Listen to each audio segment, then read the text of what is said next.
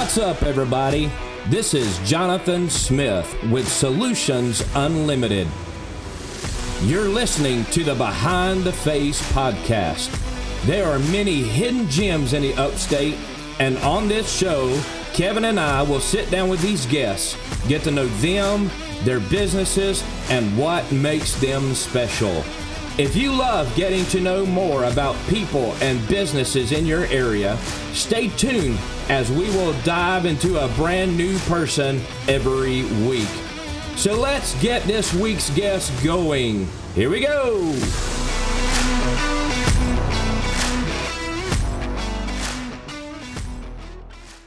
Hey guys, welcome to the Behind the Face podcast. I'm so excited to have our guest on today. More specifically is because we all know business is about networking. And we have Jimmy with us today. He is the founder of Liberty Networking Group and some other things that he does. And we're going to learn about those today. So Jimmy, welcome to the show. I'm so excited to get to know you better and kind of how Liberty got started. So excited to have you on today. Awesome. Thank you for the opportunity. I'm happy to be here. Oh, absolutely. So we're going to dive in a little bit today, get to know him personally and the businesses that he runs. More specifically, as I said, I'm excited about the Liberty Networking Group, and we'll get to that just a minute. So, Jimmy, tell us a little bit about yourself, your background, kind of how you got into the business world, what worked, didn't work, and kind of made you start your own businesses, if you will. Kind of just give us a little bit of background information there. Sure. Well, I'm going to start with saying that I've been married to my bride for 20 years, and we have 4 kids that we homeschool that are 9 and under, between the ages of 5 and 9. So you figure that out. Wow. Yeah. So she homeschools the kids, and I have worked many jobs over my career. I was with the company Kellogg for over a decade. And what I did was I had a territory that I ran. I was managed like 18 stores for all the product that I was responsible for at that time. And in 2019, I got laid off. So I didn't want to go through that again. I took a job, a sales job, and I was at basically phone sales. So 100%. So I went from a good salary to 100% commission, right? Yeah, you've been there.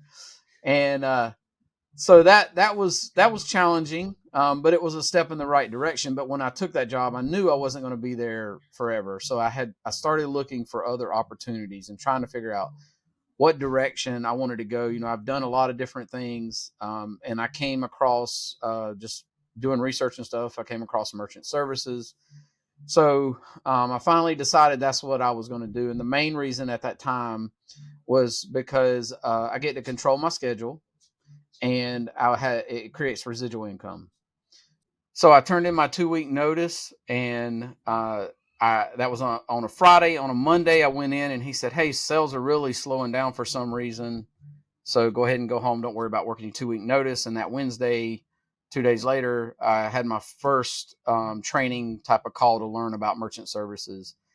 And that was March of 2020 when everything shut down, literally that week. And so I just started learning. So I went from a salary to commission to nothing. So wow. I had to go out and start building my book of business. And the whole first year in merchant services, I only focused on restaurants for online ordering. And I still do that, but I've expanded way beyond that now. But that was awesome because it really taught me a lot. I mean, everybody should do some type of door-to-door sales or something. It really teaches you a lot. And I just went to different cities and started meeting managers and owners and started landing a few deals here and there. And it grew from there. And I joined a network organization, which I honestly didn't know much about. And from that, I made some really good friends, learned how to network correctly because I had good mentors. And I continued to grow the business. And because I'm an independent payment process provider, I'm not captive to one company. I started learning more about the industry and partnering with different processors. So because of that, I can offer companies and individuals that need processing different softwares and hardwares and different types of processing. I joined an organization within that first year that had not been around very long at the time, called Businesses for Liberty. And the way I uh, kind of describe them is it's an answer, the opposite of the cancel culture. And so, people say, well, you're pro-life, or you're this or they're that or whatever. I'm not going to support your business. Well, they are the opposite. Say, oh, you are pro-life. You do believe in history. You do believe in these values and morals. We are going to support you. And so, and I'm still a member. I've been a member of that for over 2 years now, but being in 5 different network groups and Businesses for Liberty is where I got the idea to initially start Liberty Networking. Hmm. So 2 of the people in one of my network groups that were really good mentors and coaches in the networking and business space for me, I met with them and asked them and talked to them about the idea, and they said, yeah, I think that could work. And so the kind of, if you will, the niche, or one of the things that kind of makes it different, is it's for patriot entrepreneurs and professional salespeople. So it's a faith-friendly organization, and it's designed to attract like-minded people. So I launched Liberty Networking in February of 2021, and we met at a restaurant on a golf course in Taylor's called Pebble Creek. Nice. Sure, have you played there before? I haven't, but I want Oh, to. okay. So it was it turned out to be a really good location for us. The restaurant wanted us there. They took care of us. It was a good relationship. But we had 6 people at the very first meeting. And so let's see, that was February. And then June, we launched our second chapter, because I had about 24 people coming, and some of the same industries were there. And that's when I realized I had something, and I formed an LLC, bought a banner, opened a bank account, all that, and started writing out my SOPs for it. And had a lawyer draw up my code of conduct. And man, we've just been running ever since then. So that was June. We started a second chapter. December, we had 6 chapters. June of 2022, we had 12 chapters. And this week, I'm launching chapter number 17. So I'm excited. It's all been word of mouth, grassroots, social media type, just promoting it that way. Not doing any ad campaigns or anything. I like there's so much we could talk about there, because you've gave Sure. us a lot. We'll come back to the Liberty Networking, but Okay. let's go back to the merchant services, because obviously that's something you still do Mm-hmm. along with Liberty Networking Group. So you're kind of 2 full-time jobs there, so to speak. Sure. Um, Merchant services, to those that are watching that may need those services. Let's Mm-hmm. deep dive into that a little bit.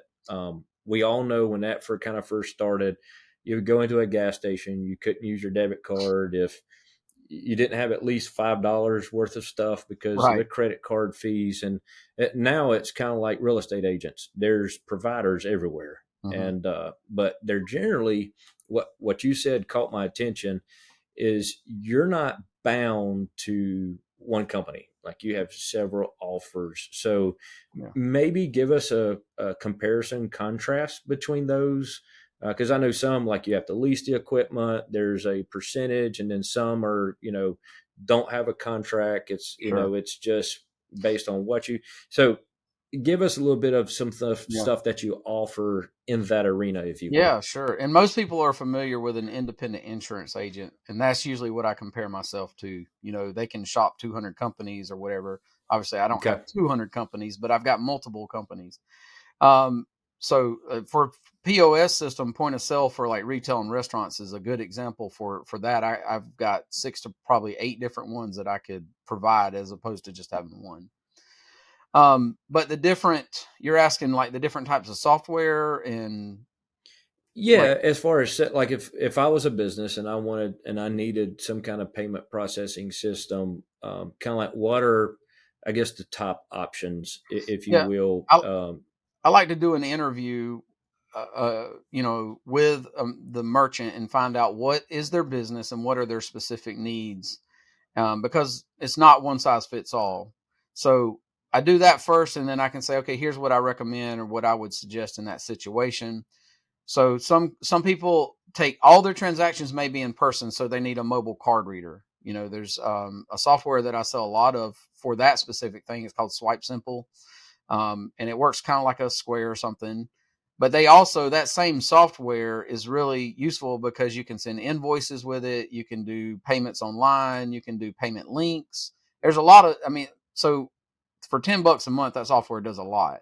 So that's what I recommend in a lot of cases, but it may not be the best. If somebody's not taking any payments in person, they maybe only do invoices, or just take payments over the phone. So they would just need a payment gateway. So I have 3 or 4 different options for that. And all that is where you can, and typically those are $5 a month and 5 cents a transaction, depending on which company you go with. And then, and I go through the training and show you how to use it. We can do demos and all that kind of thing. And then if you're doing e-commerce, you really just need a gateway, a bridge from that transaction where it takes place at the beginning to the processor. So you don't need any device or anything.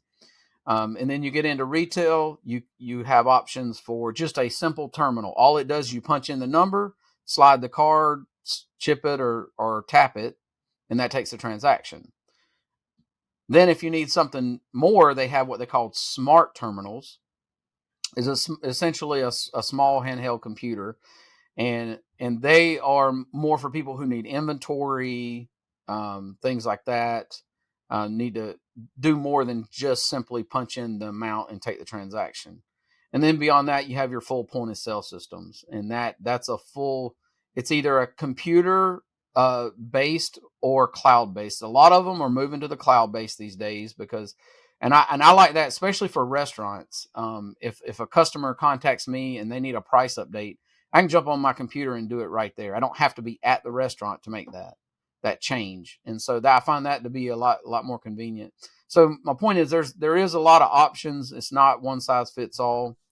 And then as far as processing, you have what you call traditional pricing and dual pricing. Try not to make this confusing, but traditional pricing has about 4 or 5 different buckets under that, different types of traditional pricing. Probably one of the most common is your flat fee transaction. So your Square, PayPal, Venmo, Stripe, all of them do a flat fee. So they're typically around 2.7 to 3%. And if you have a card with an interchange rate of say 1.5%, and it's a 3% flat fee, so they're taking that full 3% out of your transaction cost, and that company is going to make 1.5% profit on that transaction. And if you look at a debit card, it's 0.005%. So it's even they're making almost the full amount on that. Another type of traditional pricing, the one that I personally only write, is called Interchange Plus because it's the most transparent. And so whatever that interchange card rate of that card is, and you got MasterCard and Visa, they got 1,000 cards each, right? Or probably more now. Each card has a different interchange rate. Your business cards are going to be lower. You got some cards that might be 1%, some might be 4%, whatever. So Interchange Plus means you're charged whatever the rate of that card is. So your fees are going to fluctuate more depending on the type of cards you're taking and how often and what size of transactions they are, but you're going to pay less in fees. On the other hand, you have dual pricing, and that's basically where you have the option to pass that fee on to the customer. This was only made legal about 10 years ago in 2013. It passed with the Frank-Dodd law. Before that, as you may guess, only the government and gas stations were illegally could use it. So that's why whenever they say pay cash at a gas station, it would be cheaper. That's why. So they passed that law now where any business can use it. And you're starting to see it a lot more in restaurants. A lot of places it's becoming more common. And so that legally now it has to show the price of the item with the fee and the price of the item without the fee. And so it just gives them an option. Hey, you want to pay with a card? You're going to cover this fee. And it does help the business owner and the merchant because they're going to keep more profits at the end of the day. So it's just different types. You got to figure out what's going to work best for your business. That was a ton of information. You Sorry. did a great job. No, you did a great job at keeping it simple. Yeah, I Well, tried. at least I got it anyways. Okay, I'm not saying awesome. anybody watching this is stupid. No, but But you did a fantastic job of kind of breaking it down, because a lot of businesses need what you offer, sure, but they're scared of how much that's going to cost them. absolutely. And I heard some options that were like virtually not even cost effective. You're going to do business. So if you know the majority of your business is going to use cards, you price everything at that. And that was one thing I was going to ask you, because there's two options to do it, because we see it every day now, and Yeah, it's aggravating, but it's the truth. right. Is that you either see it where you walk into the store that everything's priced, um, and then they'll say, if you pay cash, we'll give you 5% off or Yep, 10% off, or right. it's vice versa.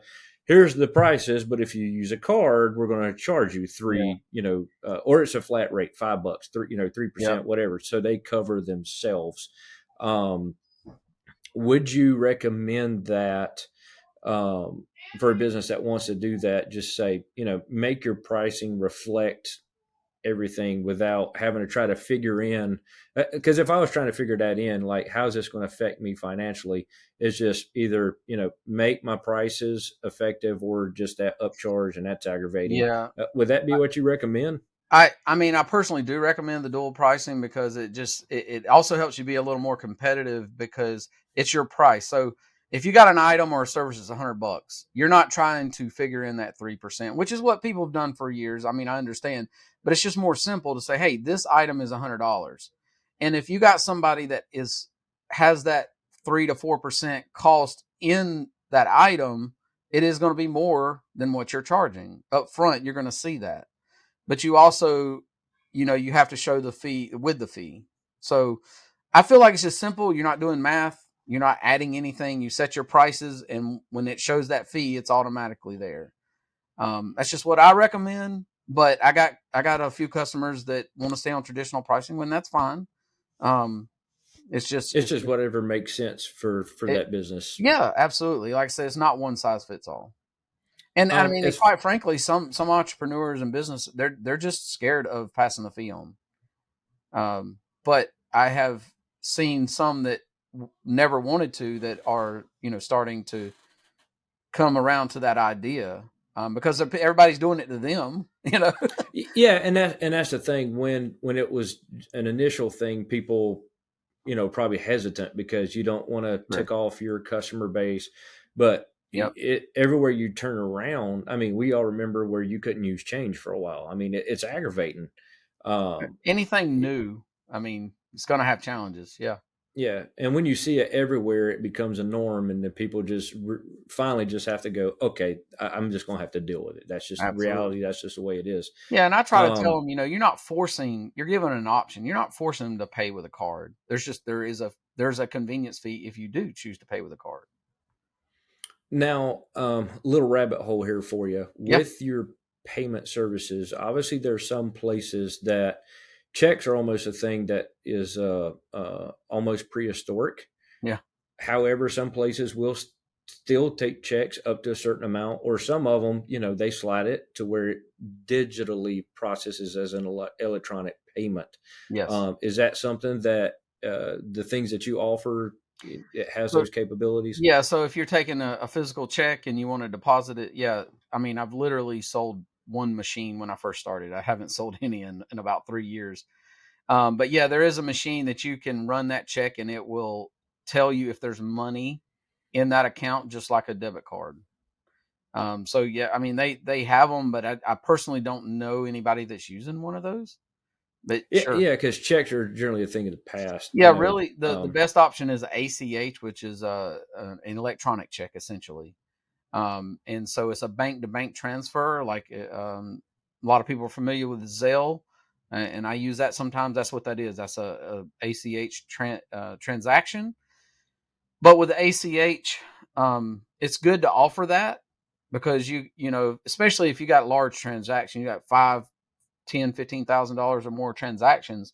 That ACH is not going to have any fees with it, but it does cost the merchant something to have that service, because nobody is making, as an agent, I don't make any money on it, and the processor doesn't make any money on the transaction at all. So it's typically about $15 a month that the processor makes to offer that service. But it makes it convenient because now you Absolutely. see in places, I can't even talk, but now you go to places that offer, you can do PayPal payments, and now you PayPal, you can get Yeah. their debit card, and their Yeah. options are dime in a dozen. So it sounds like if it's out there, you can offer it. Basically, like you're not limited, like some of these Yeah. guys are. You Yeah. have options out there. Yeah. And to that point, and I won't go too much into that, but there are 3 levels of processing. Um, Level 1 is business to customer. Level 2 is business to business and business to customer. And level 3 is business to government and business to business. And I do have options to do all 3 of those.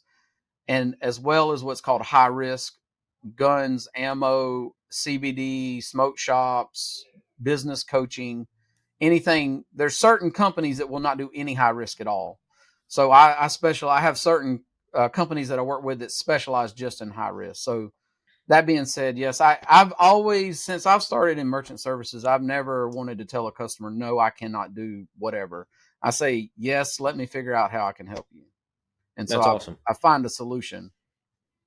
And as far as card types, because this is frustrating too, is you go to some places that, for the most part, everybody takes Visa and Mastercard. Yeah. They are the, like Sam's, for example. I'm a member of Sam's. I always have to use my debit card because my credit card is different, and Mm. they only take one. So you Oh, can't, right. if it's not, I believe it's the Visa one. You can't use Mastercard. It has to be Visa. So I can't use my credit card there. That's aggravating Yes. because sometimes I just don't have enough money at the end of the month, and Yeah. you're trying to make stuff happen. So then it is what it is. With your devices, are there limitations with that? Like, I know a big one is like Discover and American Express. Some people Yeah. say, nope, we don't take them. Yeah. And What's the typically the reason is because of their fees are typically higher. So it's, if you're on traditional pricing and that's going to be coming out. So just for an example, if most all your cards are charging around 3%, and then there's other options are up to 4%, they just won't accept them. It's not that they can't, because a machine can pretty much accept most credit cards, right? So it may be the merchant just not wanting to accept that. Yeah, I can hear it already. Somebody watching this podcast and going to a store. I know you can accept it. You just don't want to accept it. I So, would not do that, but it's definitely possible. oh mercy. As far as any of that aspect of the business, is there anything else that kind of comes to mind that you want to mention before we kind of move on? No, I mean, I would just say, as an independent payment process provider, I can help anyone in the United States. I am located here in South Carolina, but I've had customers as far as California. So anybody that, yeah, I always start with a conversation, and I may not be the best fit for you, but that's where we start and see if there's a way I can help you or not. Yeah, and that's fair enough. And I'm assuming that's a free consultation that you Absolutely, offer. yeah, that's Okay. correct. Do you prefer to be at the business, or you do that on Zoom, or kind of what's your preference I there? well, I mean, I prefer to be at the business. I prefer in person meetings. But I'll work with anybody. We from virtual to just phone calls, and to make sure that they get the customer service that they need. Awesome. We're going to move on now to, I guess, the Liberty networking that you are involved with, because you and I spoke briefly right before the podcast and how those two kind of balance each other out. Mm-hmm. And so, walk us through a little bit about the Liberty networking group. One thing that, well, I'll let you get into it, then I may comment on it because Sure. I don't want to spoil it for you. It's your baby, so walk us through a little bit about that, expectations, if you will, kind of what's expected. Just walk us through a little bit of the networking group itself. Yeah. So, like I said, we got 17 chapters, launching 17 chapters, and we're growing. So as a member, the dues are $400 annually, and that secures your seat in whichever chapter you join. So it's limited to one industry per seat in each chapter. So, for example, one plumber, one financial advisor, chiropractor, whatever. And the way it works is when someone visits, if they are in the same industry, they're not supposed to talk about their industry. And the same for you if you visit, and that's out of respect for that paid seat. So that's kind of how. And if you visited other network groups, you will see the differences kind of end there on purpose as far as the structure. You got your basic networking structure, but I purposely wanted to set things up to be different, to have an option. Liberty Networking is not for everybody, but some of the other organizations, that's not for everybody either. So it's just another option for people. And so we meet bi-weekly and not every week. And one reason is I believe that a network organization should be a tool for your business, not a part-time job. Our core values are liberty and integrity. And if somebody visits, anybody's welcome to visit, but if somebody visits and they don't agree with that or a mission statement, they're going to weed themselves out because they're not going to want to join, which is fine. I'm upfront. I don't hide anything. We do want like-minded patriot entrepreneur people who believe in liberty. So our mission statement is Liberty Networking grows businesses, entrepreneurs by connecting them that believe in liberty and operate with integrity. Our core focus is building authentic, long-term relationships. I believe if you build the relationships, then the business will come. So yes, while we are there to get referrals and get business, the main focus is relationships. And you do that by, yes, attending the meetings on a regular basis, and beyond that is what we call RBMs, relationship building meetings, where you meet with someone for lunch or coffee, and you do it as often as your schedule allows. But the more you can do it, the better you get to know somebody on a personal level. And whenever they know somebody, a friend, a customer, or a family member that needs your goods or services, then you are top of mind. And they say, oh yeah, I know somebody who can help you. And they send you a referral. But what a lot of people don't realize, or maybe don't think about too, is you got to reciprocate, so you also always be looking for ways to give referrals. And you may give 10 referrals before you get one. Sometimes that's just how it works, especially depending on your industry. Some industries are just a little bit tougher to give referrals for. It's just a fact. But you got to know that going into the network organization when you join. And also don't always be there just for yourself, because people, if you're selling at a network organization meeting or meetup or a social, or you're there for yourself, people smell that a mile away. So the first two things I tell people, especially if you're new to networking, is one is be authentic, and two is never sell at a network organization. So a couple other things, our meetings, like I said, are bi-weekly. We do have a 90-minute meeting where you go around and talk about what you do, but we start with an icebreaker question. There's another aspect of the relationship part, something a little different. So every week is something different. It could be, what's your favorite vacation? What was your first car? Where do you see your business in 5 years? Whatever. It's different every single meeting. And that's just to get to know you a little bit personal, on more of on a personable level, outside of just, hey, I'm a real estate agent. Okay, well, what else? Tell us something else about you. And man, I've seen people, depending on the question and the time in their life, I've seen people cry when they're telling their story. I've seen people spend their whole time on that one question, and at the end they're like, oh yeah, and I'm a mortgage broker, or whatever. So it has a lot of different benefits as far as that goes. And as opposed to a lot of organizations that have maybe 3 to 60 seconds to give your elevator pitch, we have 3 minutes per person. And so that's just a little bit about the actual meeting. Another thing that we do, and I'm not saying nobody else does this, but I feel like we do it well. And we have monthly socials. And so we have them in a different location every month. So that, number one, that's supporting a different business, local business. We also support a different nonprofit at every social. So that brings awareness, and it can, they can raise money if they want to. We raised over $1,000 for the one we did recently. And so there's a lot of different benefits, but we average between 75 and 100 people. So there's people that are there that are members. So you got members joining all these different chapters, and they come to a social and get to meet each other. On top of that, you got people who have seen the event online somewhere, never heard of Liberty Networking. They come and visit and find out about the organization. But those people are there also making connections. And that's what it's about. It's about seeing how can we help each other, whether you're a member or not. And so there's a lot of aspects to all that I just mentioned.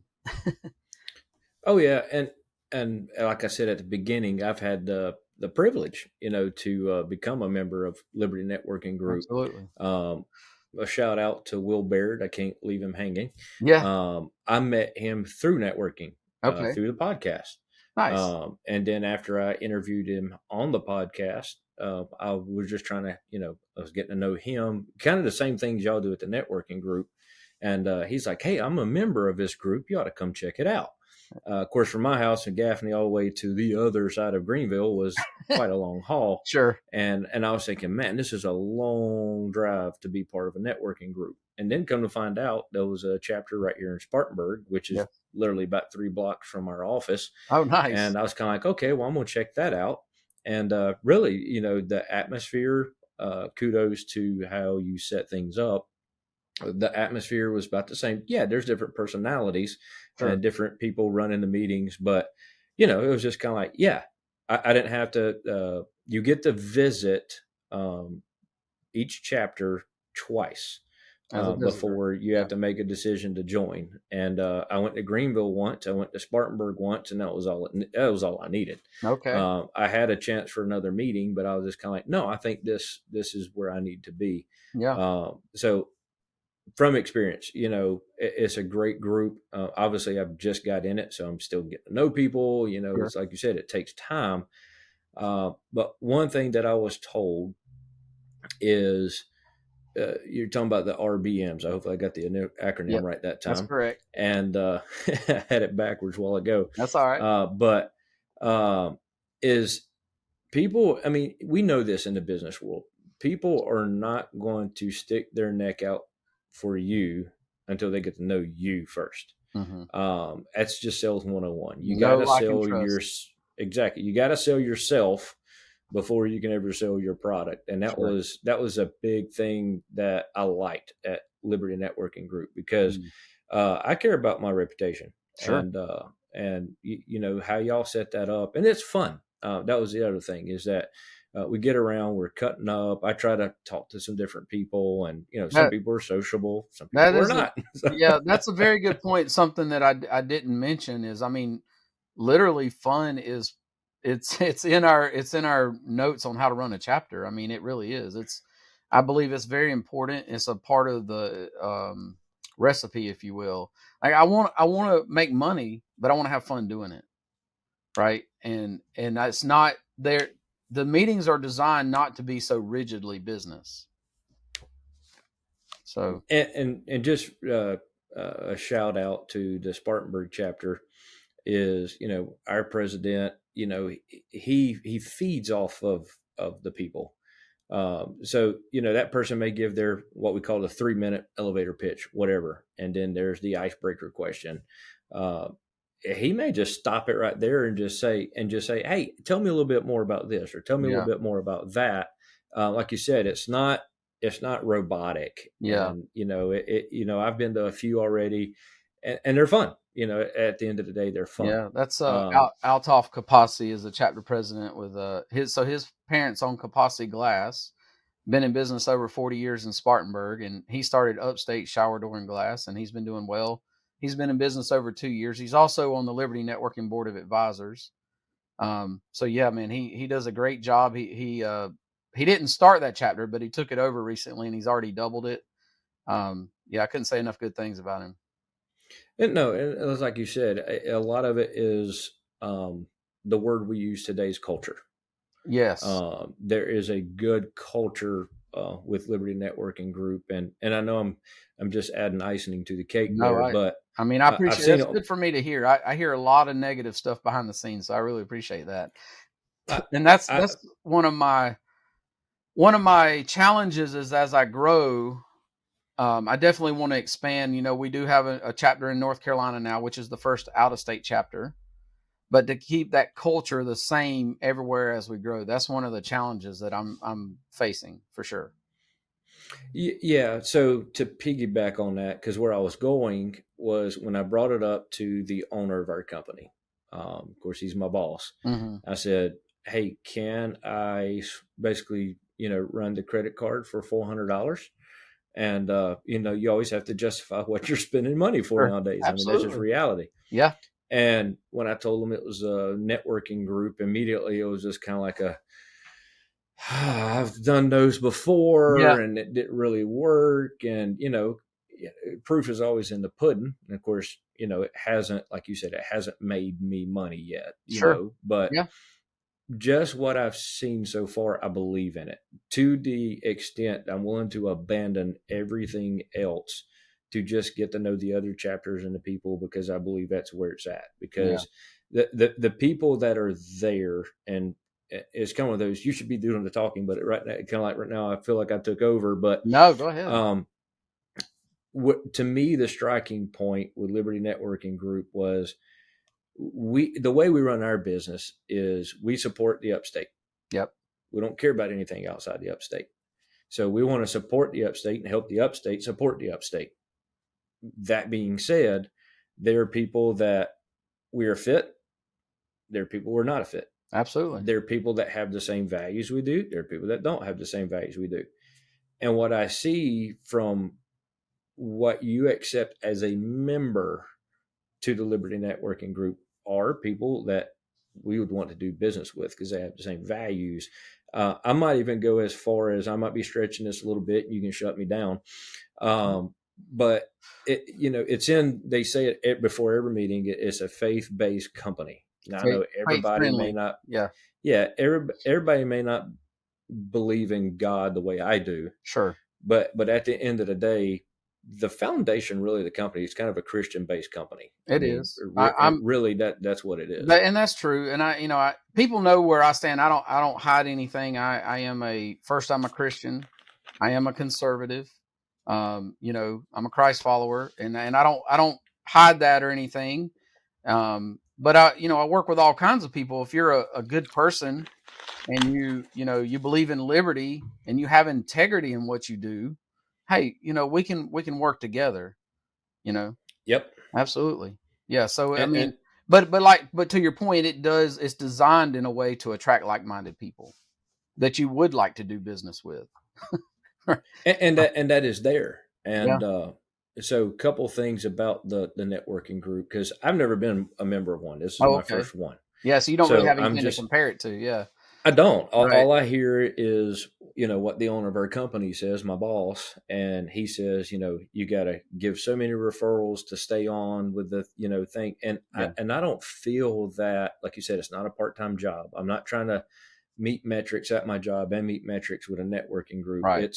It's what you want to make of it. If you're, I hate to say it this way, but if you're dumb enough to just throw $400 out there to say you're a member of something, well, that's on you. It's happened. But if you really want something out of it, it's like the old adage, you get out of it what you put into 100%. it. And so that's my vibe so far with the Liberty Networking group. I think you're right on track. I mean, if somebody comes to me and they're man, I'm not getting any referrals, I don't see the value. My first two questions is always, how many RBMs have you done and how many referrals have you given?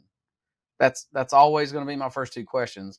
And if they're not entering it in our CRM, then there's no proof. I can't go and look it up and say, oh yeah, you have given 10 referrals. So that's part of the system. We do have an onboarding process. We go through what needs to be done, but a lot of people, I don't know. They need to be told. People need to be told stuff more than once, and we do our best, and that's why we started training classes and all this other stuff. I can, if you want, I can talk real quick about the kind of the value, being a member. No, absolutely. Because we was kind of segue into that anyway. So yeah, that's what I was feels thinking. Like a good time to do that. That's awesome. So, your membership does hold your seat exclusively for your industry and your chapter. You have access to the whole network organization too. So it's not just your chapter. As a member, you can visit any chapter unlimited. So that's one thing. There are a handful of people that really take advantage of that, but not many. And it may be due to schedule or distance or whatever. I get that, but you do have that. If you're down in Charleston or Columbia or something, and you're just visiting your own business or vacation, you have the opportunity. You can go visit those chapters. But a lot of people here in the upstate, they do visit multiple chapters a week, and they get to know a lot more people and make a lot more connections. Now, it still stands if you visit a chapter and your industry is represented, you can't talk about your industry, but that doesn't mean you can't visit and you can't make connections and answer the icebreaker question and all that. It's just that only applies for during that 1.5 90-minute meeting during the meeting. So you have RBM, you talk about anything else. If you sell birdhouses on the side, it doesn't matter. But that's part of doing RBMs too, is people get to know you, and you have side gigs and hustles. Maybe they can give referrals for that. So there's a lot of value in things to that. So when you're in a network chapter, as we call them, a group, you're never going to do business with everybody in that chapter. That's not realistic. The power of being in a chapter is every one of those people on average know about 300 people. And so I think I mentioned this earlier, as you get to know them, then it keeps you top of mind, and they're like, hey, I know a guy, I know a girl that can help with that issue or provide that service or product. So that's some of the value that we bring. And then I didn't go over this earlier. We also offer a free seat for a nonprofit in every chapter. And so when we do the socials, each chapter takes turns. They rotate hosting a social. And so whatever area that chapter is in is typically the area that they find a place to host this, a venue for that social. And whatever nonprofit's in that chapter is one that we support for that social. So that nonprofit gets extra benefit out of just not only getting a free seat, but we're also supporting them at the socials and things like that. So it's more of a community outreach event. Yeah, Althoff was telling us today, I think we have the nonprofit seat open for the Spartanburg chapter right now. Yep. So if anybody, is part that listens to this, if it's still open, you might want to check into that or reach out to Jimmy about any of the other chapters. Logistically, I know it's kind of Charlotte, and we're kind of going down to Anderson. Yep. But with this new chapter starting up, and unfortunately, I'm gonna miss the opening. That's okay. It is what it is. Yeah. But all the way out to Northeast Columbia, if my memory serves me correct. So quite a spread there. Well, we have 3 chapters in the Low Country in the Charleston area as well, and one in Greenwood, South Carolina. Yep. So basically, all of the upstate, which is where I'm located, Charlotte, North Carolina, Columbia, Greenwood, and Charleston, South Carolina areas, and growing. Yeah, absolutely. Yeah, and I've never chased an area or a city. I'm following leadership, and it's all been word of mouth or whatever. Somebody, I get in contact with somebody, and if they're interested in starting a chapter in their area that there's not a chapter or a seat, that's kind of one way that we grow too. If there's not a seat available and they're interested in being a member. So we always start with a conversation. Hey, is this right for you? Do you have our values? All that kind of stuff. There's an application process that they go through. The board of advisors reviews it, so on and so forth. And then, if it's a good fit, then we can start a chapter, wherever you're located, if it's a good fit for us. That kind of brings me to, I guess, a vision, if you will. Mm-hmm. Obviously, you're doing merchant services. You're doing Liberty Networking Group.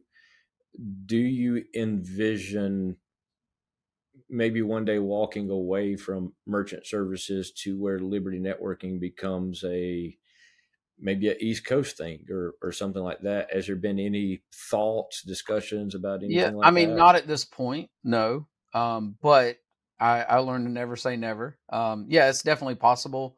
I could sell my book of business or, my company or whatever one day. It's definitely possible, but it's not. I'm not at that place yet. I'm at this time. I plan to keep doing both of them. But as Liberty Networking grows, I mean, sure, that's a possibility. But they're both. The thing what I learned after doing it for a couple of years, what I really learned with both of them, is that I like to work with entrepreneurs and I get to help their businesses grow, and that's what I like. That's what I get fulfillment from, is helping them grow and watching them, and and I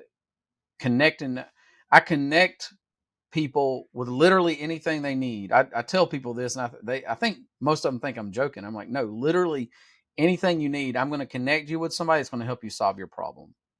And it could be something simple or something not. If I don't know somebody, I know enough people to ask who to find a trusted person to help you. But they really are. I see them as a vertical.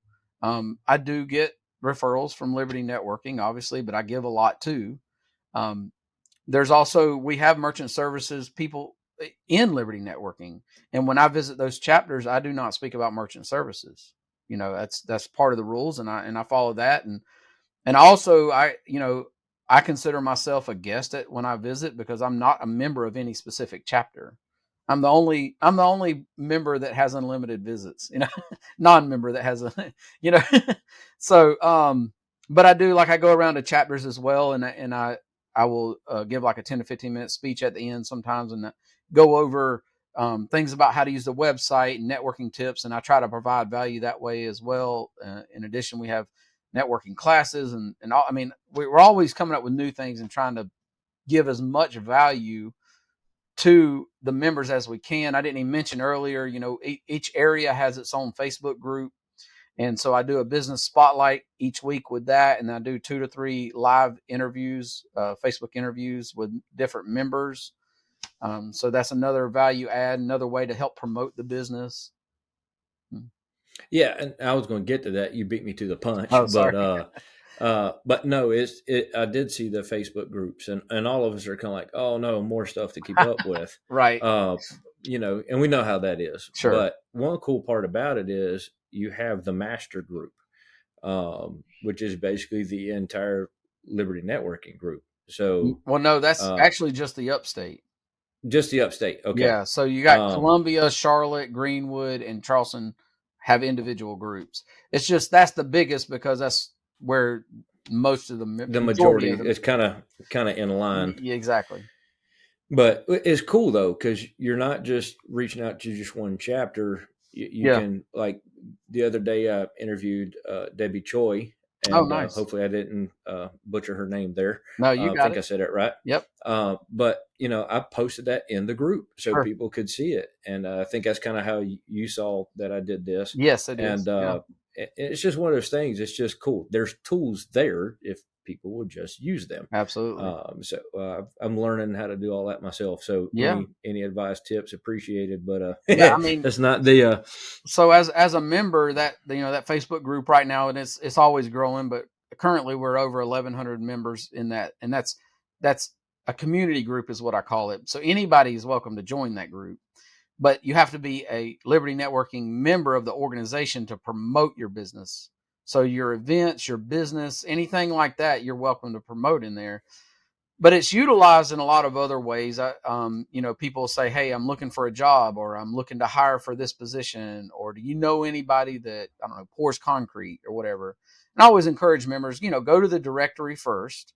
And if you don't find anybody, then go post in the Facebook group and say, do you know somebody? But the directory is another thing that as a member, you have access to the entire organization. So you want to do a phone call or a virtual call with somebody in Charleston that would be a good, partner for you in business. Maybe it was somebody that you would give a lot of referrals back and forth. You're welcome to do that.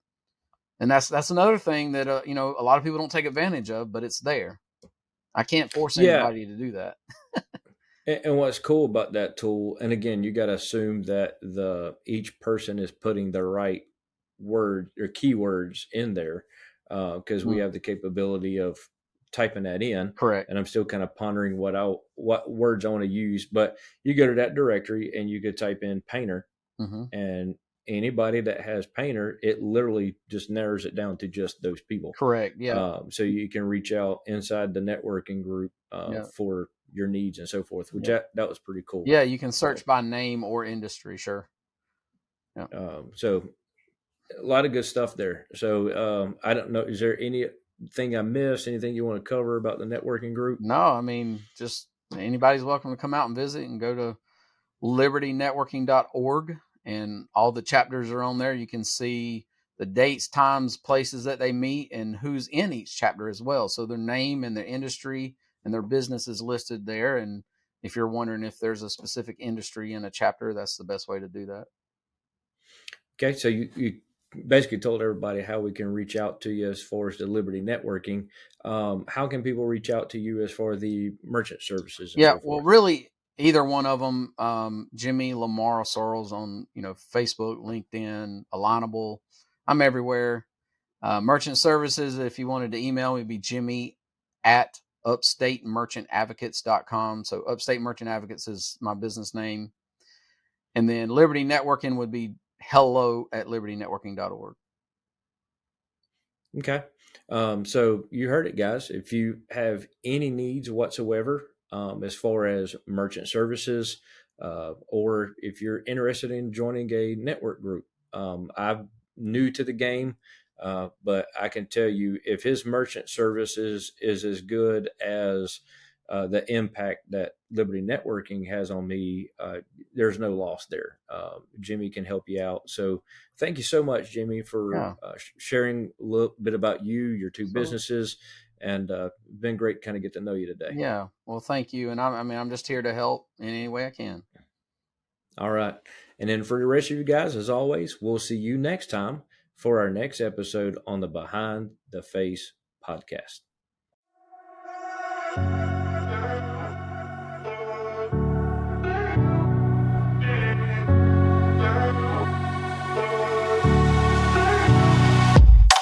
Hey guys, thanks for listening to the Behind the Face podcast. I hope you've enjoyed discovering people of the upstate. If you've enjoyed this session, join us next week for another great guest. Be sure to share this episode with all your friends, and if you know an influential person in the upstate that would love to be on our show, send us an email to info@suisc.com. Again, that is info@suisc.com. This episode has been brought to you by Solutions Unlimited. We are a full-service IT provider in the upstate for over 25 years. You can find out more about us at solutionsunlimitedsc.com. Again, that is solutionsunlimitedsc.com.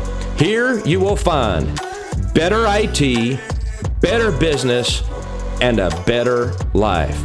Well, that's all for this episode, folks. See you next time.